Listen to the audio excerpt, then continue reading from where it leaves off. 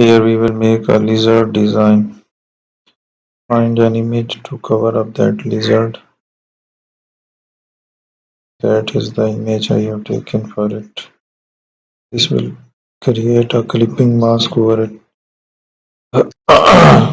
We have generated a clipping on the lizard. So make new shapes. You can also create the shape like that.